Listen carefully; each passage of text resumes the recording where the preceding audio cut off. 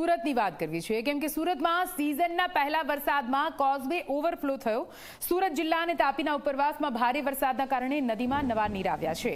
તાપીનું જળસ્તર વધતા રાંદેર સિંગણપુરને જોડતો causeway overflow થયો છે। કઈ રીતે કોઝવે પરથી પાણી વહી રહ્યા છે તમે જોઈ શકો છો।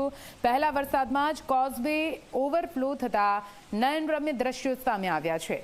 હાલ તો આ કોઝવે પરથી પસાર થતા પાણીને જોવા માટે મોટી સંખ્યામાં લોકો પણ અહીંયા એકઠા થઈ રહ્યા છે।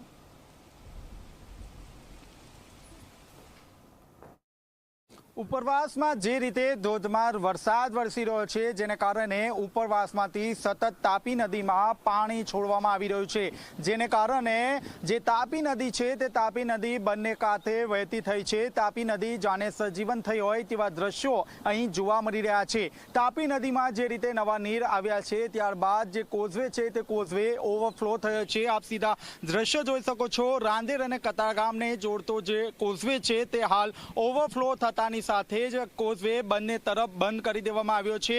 જે વાહન વ્યવહારો છે તે વાહન વ્યવહાર ખોરવાયો છે, કારણ કે રાંદેર અને કતારગામને જોડતો આ જે કોઝવે છે જ્યાં રોજે રોજ હજારોની સંખ્યામાં જે લોકો છે તે આ કોઝવેનો ઉપયોગ કરતા હતા, પરંતુ હાલ કોઝવે જે રીતે બંધ કરવામાં આવ્યો છે ત્યારબાદ જે લોકો છે તે લોકોને 7 થી 8 કિલોમીટરનો જે ચકરાવો છે તે ફરીને જે તે ડેસ્ટિનેશન સુધી ફરવાનો વારો આવ્યો છે। મહત્વની વાત છે કે જે રીતે ઉપરવાસમાં સતત વરસાદ વરસી રહ્યો છે જેને કારણે ગત રોજ જ જે કોઝવે છે તે પોતાની જે ભયજનક સપાટી છે તે ભયજનક સપાટી ક્રોસ કરી ગઈ હતી। હાલની પરિસ્થિતિની જો વાત કરીએ તો કોઝવેની સપાટી 6.73 મીટરે પહોંચી ગઈ છે। હાલ પણ ઉપરવાસમાં જે રીતે ધોધમાર વરસાદ વરસી રહ્યો છે જેને કારણે તાપી નદીમાં નવા નીર જે છે તે આવી રહ્યા છે। બીજી તરફ જોવા જઈએ તો કોઝવે જે રીતે ઓવરફ્લો થયો છે, જે લોકો છે તે લોકો આ રણ્યમ્ય જે દ્રશ્યો છે તે દ્રશ્યો માનવા માટે અહીં આવી પહોંચતા હોય છે, ત્યારે કોઈ અઘટિત ઘટના ન બને તે માટે પોલીસનો અહીં ચાપતો બંદોબસ્ત ગોઠવી દેવામાં આવ્યો છે। આપ સીધા દ્રશ્યો જોઈ શકો છો।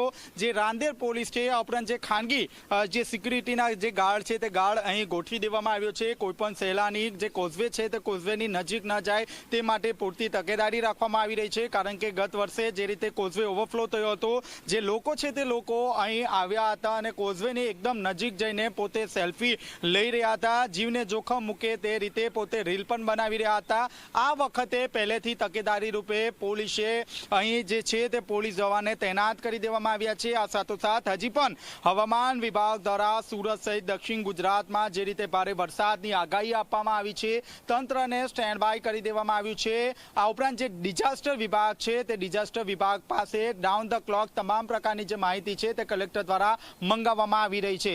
કેમેરામેન વિજય બેસાણે સાથે ચેતન પટેલ, ઝી મીડિયા, સુરત।